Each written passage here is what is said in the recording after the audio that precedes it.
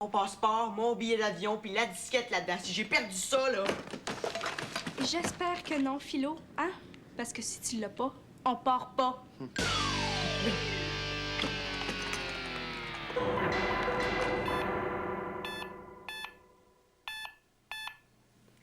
C'est un électrocardiographe. Ça permet de mesurer l'activité électrique du cœur. Oh. Grégory, tu m'as fait peur, tu sais? En 4 ans, là, Marcella et Grégory ont fait à peu près tout ce qui était possible et imaginable au chapitre des affaires épeurantes. Nos sources nous apprennent qu'ils n'ont jamais refusé de faire un reportage difficile. Et pourtant, ils auraient eu souvent de bonnes raisons de dire non. Ça, c'est vrai. La gentille petite bête qu'on voit en train de nous foncer dessus, là, c'est un faucon pèlerin. C'est une femelle. Puis elle trouvait qu'on était un petit peu trop proche de ses bébés. On a vite compris le message aussi. Et des fois, c'est quand on regarde le reportage après qu'on se dit « Hein? C'est moi qui ai fait ça? » Puis là, tu jures sur la tête de ta mère de plus jamais faire une affaire pareille. La fois d'après, tu recommences. Oh! T'as mis la main là-dedans? Oh, je sais pas si je l'aurais fait. Ça avait-tu peur? Ben, j'avais pas vraiment peur, là, mais disons que cette journée-là, si tu m'avais offert de devenir danseur de lambada à la place, là, j'aurais accepté. Pour un débrouillard, là, la passe, c'est pas l'empêchement. Marcella recule devant rien pour éblouir les débrouillards du monde entier. On la voit ici escalader une montagne escarpée bravant le froid et l'altitude. Bravant le froid et l'altitude. Franchement, là, c'est sur le Mont-Royal, en plein cœur de Montréal. Ouais? Ben j'aurais bien voulu te voir, toi. Il faisait moins 35 degrés. Pour faire un bon reportage, Grégory est prêt à tout. Il n'a aucune conscience du danger. Aucune conscience? L'as-tu bien regardé? Je vais descendre. Tu sais, c'est écrit « Au secours, maman! » partout dans son visage. Ça y est, c'est parti. Ça va aller, tu vas voir. Le sauvetage par les hommes araignées a probablement été le plus intense de tous les reportages que j'ai faits. Avais-tu peur? Peur? Écoute, j'ai rien senti mon cerveau arrêter de communiquer avec le reste de mon corps. Moi, ça a été le saut en parachute.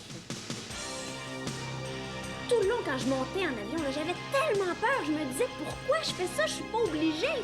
Puis finalement, une fois que j'ai sauté, oh, c'est vraiment une sensation incroyable. Le lendemain, je me rappelais même pas de ce que j'avais vécu. Parlant de sauter, là, comment ça se fait que t'as accepté de sauter d'un avion qui se trouvait à 3000 mètres d'altitude, mais t'as refusé de sauter du haut d'une maison de 8 mètres? Est-ce qu'il y a une explication logique à ça? J'avais trop le vertige, bon. Ah oui. Il me semblait que Marie-Soleil trouverait une réponse logique à cette question-là. Elle avait trop le vertige.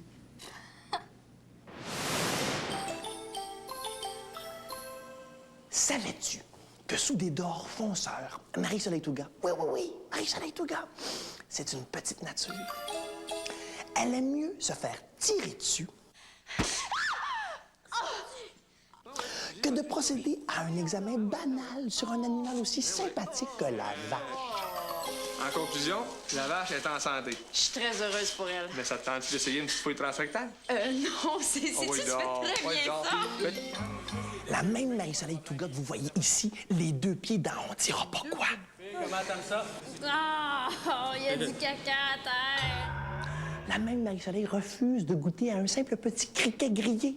Non, merci. C'est gentil. J'ai pris un... Et c'est là qu'on voit de quoi c'est fait, ces petites choses-là. Hein?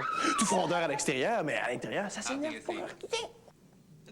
Il a mangé un C'est bon, c'est bon, c'est bon. Grégory, Ah! t'es pas parti, toi? Tiens, il me semble que t'es attendu pour ton reportage à Vaudreuil, là. Tu sais, avec les jeunes qui font des expériences sous l'eau. Sous l'eau? Un reportage sous l'eau? Comment ça se fait que c'est encore moi qui fais des reportages sous l'eau? C'est pas moi qui décide qui fait les reportages. Hein? Dis-moi pas que t'as peur de l'eau. Peur? Mais non! Non. Dirais pas ma place, s'il vous plaît. Qu'est-ce que t'étais en train de dire au juste au sujet de ma petite nature? Petite nature? Non, je dis rien à propos de ta petite nature. Je parlais de comment on t'aime grandeur nature. C'est ça que je disais, grandeur nature. Je parlais de ton courage qui, lui, est plus grand que nature. Tu sais, ton courage, ton hardiesse, ton intelligence, ta brillance, ton charme. T'es vraiment... T'es extraordinaire, quoi. Tes clés d'auto. Bonne chance. Je veux pas y aller. Aïe. Amuse-toi bien!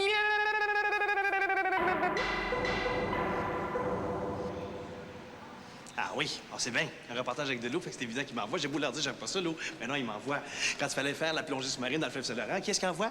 Il m'envoie boire. Ben oui, évidemment. Quand il a fallu faire le reportage sur le plongeon, ben oui, il m'envoie encore boire. Le reportage sur les igloos, là, puis la neige, là, c'est encore moi qui envoie. Oui, je le sais, la neige, c'est pas de l'eau. Ben c'est de l'eau gelée, dans le fond. J'aime pas ça, de l'eau. Qu'est-ce que vous voulez que je vous dise? Salut. Salut. Qu'est-ce que tu fais, au juste? Ah, je suis en train de faire le largage du satellite. Le largage de satellite? Pourquoi faire? Il faut les expériences sur la simulation extravéhiculaire en piscine. Un satellite, là, c'est pas dans l'espace que ça va, ça? Oui, c'est ça, mais nous autres, c'est comme tout en fait dans l'eau parce que c'est pas accessible l'espace d'ici. Ici, à l'école secondaire Vaudreuil, on n'a pas peur de se mouiller pour faire des expériences.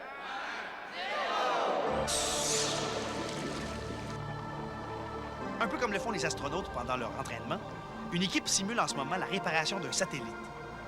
Quand tu es dans l'eau, tes mouvements sont pas pareils comme dans l'air. Ça simule très bien les mouvements, comment tu peux les percevoir quand tu es dans l'espace. C'est une des activités organisées par le club Science au futur qui regroupe près d'une centaine de jeunes. Mais c'est pas tout.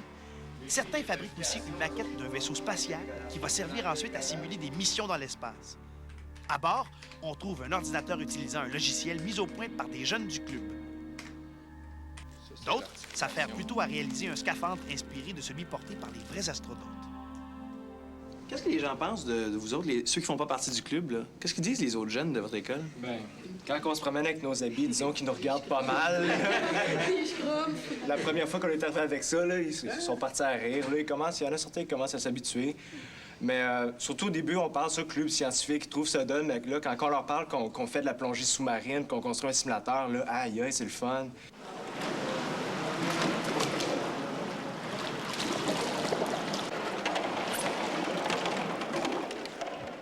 OK, Julie, qu'est-ce que ton équipe va faire? Il va falloir monter la structure noire qui représente les panneaux dans l'espace pour accrocher souvent les bonbonnes ou les bases. Comme une base spatiale? Oui. Est-ce que c'est difficile à faire? Assez, parce que ça prend de la concentration, puis il faut tout se comprendre, mais sans se parler. Tous ces panneaux-là doivent être assez lourds une fois qu'ils sont dans le fond de l'eau? Non, il n'y a presque pas de poids à cause de l'eau. C'est comme dans l'espace, donc? Ouais. Qu'est-ce que c'est l'expérience que vous allez faire, vous autres? OK, c'est une expérience de géologie. Comme mise en situation, disons qu'ils viennent d'allunir, puis ils doivent trouver certains minéraux. Pour les aider, ils ont des petites belles petites cartes qui indiquent toutes les caractéristiques de chacun des minéraux qu'ils doivent trouver. Ils ont également des plaques de porcelaine sur lesquelles ils peuvent frotter le minerai pour savoir la couleur de leurs traits. OK. Ils ont un couteau pour déterminer si le minerai est dur ou non. Certains peuvent s'effriter. Et un aimant pour déterminer si un élément est magnétique ou non. C'est vrai que je déteste l'eau, puis que je déteste quand les débrouillards m'envoient faire des reportages proches de l'eau, mais je ferais n'importe quoi pour les reportages. Alors voici, je me lance, je donne tout ce que j'ai.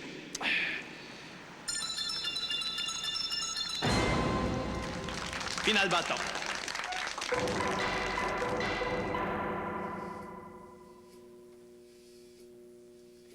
La science, c'est fascinant, parce qu'on n'a jamais fini de découvrir de nouvelles choses. Il n'y a pas de moment où tu peux te dire « ça y est, maintenant, je sais tout ». Tu peux toujours aller voir plus loin, poser de nouvelles questions, explorer de nouvelles avenues. Pourtant, il y a des gens qui pensent qu'à l'intérieur du cerveau d'un scientifique, là, ça ressemble à ça. Ben nous, tous les scientifiques et les chercheurs qu'on a rencontrés au débrouillard étaient des gens passionnants et passionnés. Des gens qui font des choses incroyables, comme Jean-François Durette qui a créé une prothèse oculaire pour Nadine. Elle est tellement parfaite qu'on a du mal à dire lequel des deux yeux est le vrai. C'est encore un scientifique qui a passé des années à mettre au point une main artificielle pour venir en aide aux amputés. Il y a aussi des scientifiques qui font des choses un peu... bizarre. Ah! Des choses très, très bizarres! Comme Denis Johannis qui congèle des grenouilles. En étudiant les mécanismes qui permettent à certaines grenouilles de survivre à la congélation, Denis espère trouver une méthode qui permettrait de conserver plus longtemps les organes destinés aux malades qui ont besoin de greffe. Puis il y a des chercheurs...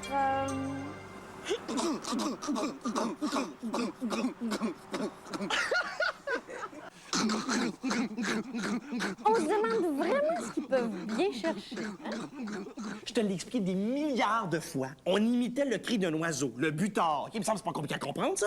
Le butard. Oui! Ben oui. Ah, de toute façon, les scientifiques sont toujours des incompris. Hein, souvent parce qu'ils sont les premiers à penser ce qu'ils pensent, à découvrir ce qu'ils découvrent, on a l'impression qu'ils sont dérangés.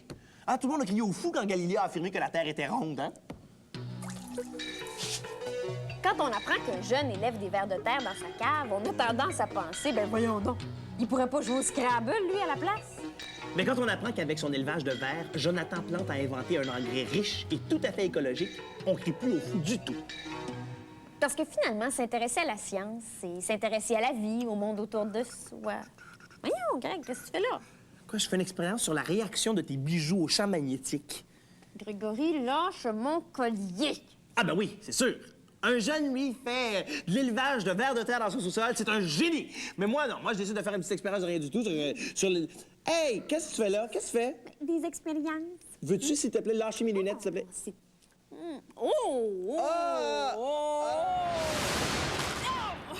Ça fait 4 ans que Marie-Soleil et Grégory font des expériences et nous lancent des défis.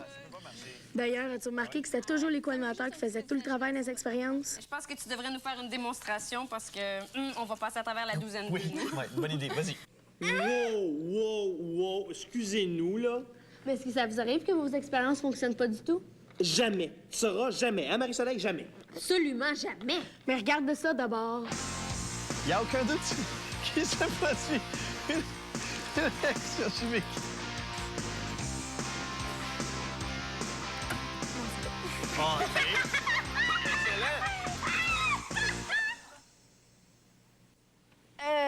Presque jamais. Mais il faudrait pas oublier que même les plus grands scientifiques réussissent pas toujours du premier coup. Sais-tu, Marie-Soleil, je pense que ce serait un bon moment pour aller prendre une petite marche. Non, pas si vite. Parce que c'est maintenant l'heure du...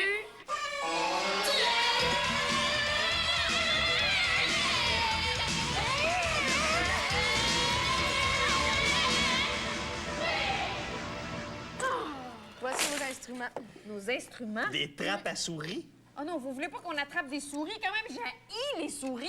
Non, on va vous demander de faire une réaction en chaîne. Faut qu'en déclenchant une seule trappe à souris, vous en fassiez partir le plus grand nombre. Ça ferait pas là, comme un bon vieux truc de carte, là? Non, mais si vous êtes pas capable, là, dites-le. On va le faire nous autres mêmes. Comme d'habitude. Ben non, correct, on va le faire, là. Ils sont susceptibles, eux autres. Bon, on vous laisse quelques minutes pour trouver la solution. OK. Bye. C'est ça, à tantôt.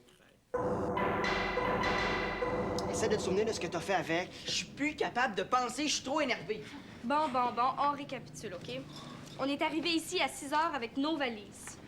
Nos parents ont pris un verre avec les vôtres. À 8 heures, ils sont partis. Tu serais pas parti avec ton sac banane par hasard? Ça fait 100 fois que je vous le dis, je l'avais hier soir, mon sac banane. Bon. Ben après, on a fini les graphiques. J'ai travaillé sur l'ordinateur, j'ai tout recopié l'information sur ma disquette, puis je l'ai mis là, dans mon sac banane noir sur ma valise, je vous le jure. Oui, mais quand tu t'es levé ce matin, est-ce qu'il était encore là? Oui. Il faut qu'on le trouve. Ma mère vient nous chercher dans 1 heure. Hein? Pas dans 1 heure? Eh oui, il faut être 2 heures à l'avance à l'aéroport. Qu'est-ce qu'on va faire si je le trouve pas? Il peut pas être disparu, on n'est pas sorti de la maison de la journée. Ouais, bon. Essaye de te concentrer, là. Quand est-ce que tu l'as vu pour la dernière fois? T'as une bonne mémoire d'habitude? Une bonne mémoire. Je l'ai vu ce matin, je suis pas fou. Bon, ben je vais retourner voir dans la chambre à CA. Moi, je vais aller voir dans les autres pièces. Ça se peut pas, CA. Si j'ai perdu mon passeport, je peux pas y aller en Allemagne. Ça veut dire que je pourrais pas voir la maison d'Einstein. J'avais même appris des phrases en allemand. Könnte ich mal ein Glas Wasser haben? Puis qu'est-ce que ça veut dire, ça? Peux-tu avoir un verre d'eau? Oh non, on l'a trouvé! Yeah, mon sac banane. Mais c'est pas le mien, ça. Sur le mien, il y a mes initiales. C'est pas à moi, ça. Comment ça, c'est pas à toi? Voyons donc. Monsieur Gilles Lemelin, expert en plomberie. Le plombier. Quel plombier? C'est lui qui est venu réparer les tuyaux ce matin. Ben oui, mais il serait pas parti avec son sac, quand même. Ben oui, mais appelle-le, qu'est-ce que t'attends? 5, 5, 5, 2, 3, 4, 5. Ça sonne. Allô, monsieur Gilles Lemelin, s'il vous plaît. Parti? Où ça? Il est parti dans une expédition de pêche dans le bois en Ontario.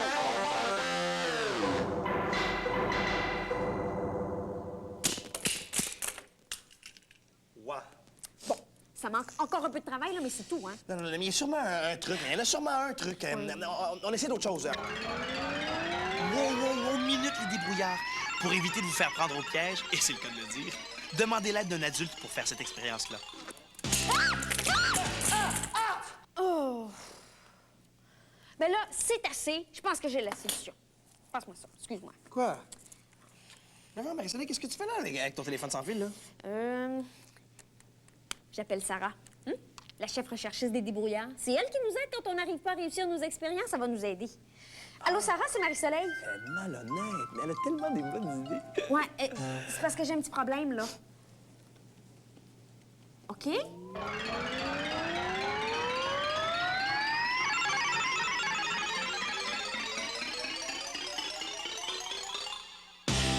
Merci, Sarah. Sarah, faut que je te laisse, OK? Parce qu'ils s'en viennent vite. Oui. OK, merci. Bye. Merci, hein. Alors, avez-vous trouvé le moyen de créer une réaction en chaîne en déclenchant seulement des trappes à souris? Les deux doigts dans le nez. Montrez-nous ça. C'était super facile. Il suffisait de disposer les trappes de façon à ce qu'elles sautent les unes sur les autres. Le truc, là, c'est de favoriser le hasard. Ben. Voyez-vous? Il s'agit de disposer les trappes pour que une trappe soit déclenchée, puis elle tombe sur une autre trappe, puis elle tombe sur une autre trappe, puis elle tombe sur une autre trappe. Tu sais, si tu alignais les trappes plutôt que de les placer comme ça... Ben, tu cours la chance qu'une des trappes sorte de la ligne et puis tombe pas sur une autre trappe. Là, ben, c'est la fin de la réaction en chaîne. Ouais, et c'est pas beaucoup mettre le hasard de ton côté, ça. Alors, êtes-vous prêts pour notre petite démonstration? Ouais. Musique, s'il vous plaît.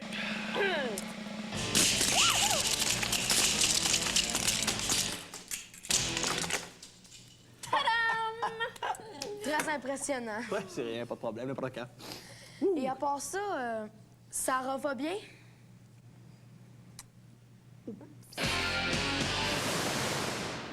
Nous avons aussi demandé à de vrais débrouillards de nous aider à démasquer Marie-Soleil et Grégory. Comment est-ce que vous êtes tellement intéressés dans la science? Ben, je dirais que les sciences, c'est un peu la vie, hein. Tout ce qui nous entoure, ça fait partie des sciences. Puis s'intéresser à la vie, comprendre ce qui se passe autour de nous, ben, ça me semble important. Il y a une autre affaire aussi. Le domaine scientifique, c'est un domaine où il reste encore plein d'affaires à apprendre. Il y a des choses encore fascinantes, des choses qui nous émerveillent vraiment, là. Comment ça se fait que ça fonctionne quand c'est tout petit? Comment ça se fait que ça fonctionne quand c'est très, très grand? Les choses qui sont loin de nous autres. Et parce que c'est fascinant puis merveilleux, ben ça nous impressionne, ça nous rend curieux. Y a-t-il quelque chose que vous avez fait dans des brouillards qui était pas intéressant? Je pense pas qu'il y ait quelque chose qui soit vraiment pas intéressant. Mais il y a des choses qui sont tellement plus intéressantes à cause des endroits où on est. Quand on va dans des endroits là, extraordinaires, on est allé à Baie James, par exemple. À Baie James, écoute, t'es jamais là dans une centrale hydroélectrique. C'est extraordinaire. Alors ça joue pour beaucoup. Et puis même des sujets qui, de prime abord, ont l'air pas intéressants, comme les poubelles. Quand on est allé à l'incinérateur de Montréal, ça puait, c'était épouvantable. Alors même un sujet aussi bizarre que les poubelles, ça devient intéressant quand on le découvre, quand on pose des questions, quand on est curieux. À la TV, est-ce que vous êtes amis en dehors de la télévision? Oui, tout à fait. Ah oui, elle fait tellement bien souper en faisant ça. Alors, je suis tout le temps rendu chez eux. C'est pas vrai, Elle m'oblige à faire le ménage, à faire la vaisselle. C'est horrible. Mais que veux-tu, c'est ça l'amitié. Non, mais effectivement, on est devenus des amis avec, c'est avec le temps. C'est ça. Grégory, c'est quoi la plus grande qualité de Marie-Soleil? Ah, bonne question. Ah! Elle est très intelligente, elle est très perspicace et elle est très, très rapide. Et c'est incroyable. En télévision, comme on est en général pressé, là, et qu'en plus de ça, on a des sujets qui sont pas toujours faciles, c'est trois immenses avantages, je pense. Puis son plus grand défaut? Elle est impatiente. C'est incroyable, elle est impatiente. C'est vrai. C'est quoi le plus grand défaut de Grégory? Son plus grand défaut, selon moi, c'est son intelligence. C'est bizarre, hein?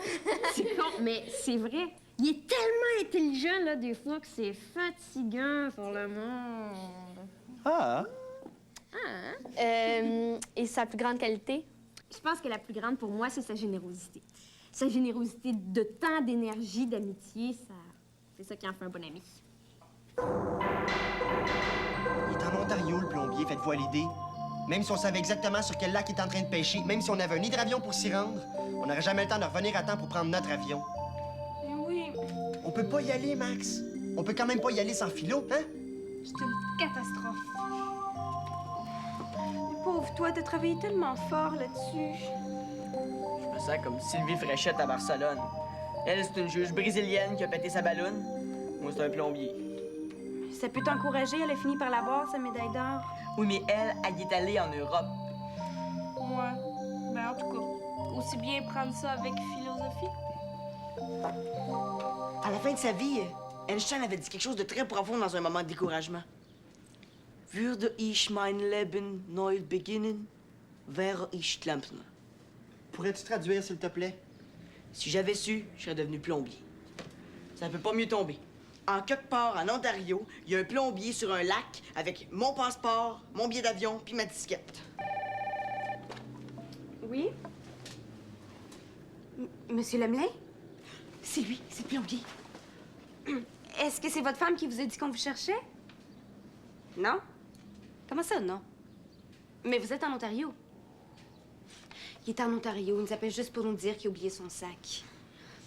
Monsieur Lemelin, écoutez-moi bien, là. Mon ami Philo a un sac banane pareil comme le vôtre, avec un passeport, une disquette et puis des billets d'avion dedans. On le trouve plus nulle part. La seule hypothèse qu'on a, c'est que vous êtes parti avec. Quoi? Mais ça se peut pas. Qu'est-ce qui se peut pas? J'ai mis son sac, mais il tient. Oh, passe-moi là. Allô, monsieur Lemelin? On se calme et on essaie de se rappeler. Le lavabo. En dessous du lavabo. C'est évident, c'est ce tuyau-là qui est réparé. Attendez-moi, monsieur Lemelin. Oh là! On l'a, monsieur Lemelin. On l'a. Il nous souhaite bon voyage. Salut. Merci. Yeah! On y va. C'est ma mère. Oh, vite, nos valises, on se grouille! Oui! On s'en va en Allemagne! Attends-nous, Einstein, on arrive!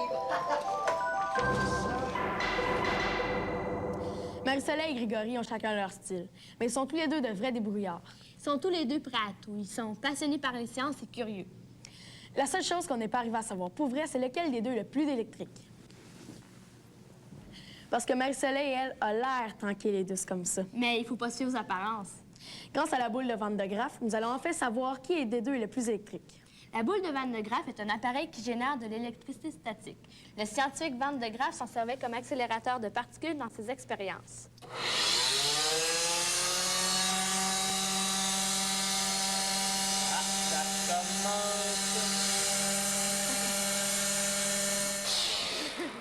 Je pense que tu peux enlever ta main.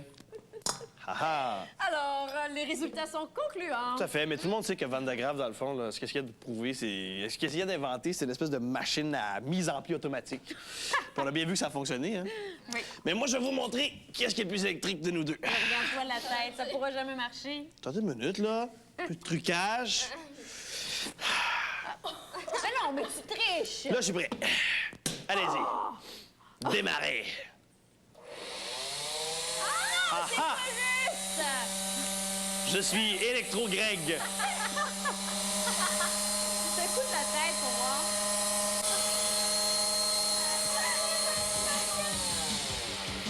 Grégory, lâche le Van de Graaff. C'est le temps de dire bonjour aux débrouillards. Ah, c'est vrai. Salut les débrouillards. Salut! On repart la machine.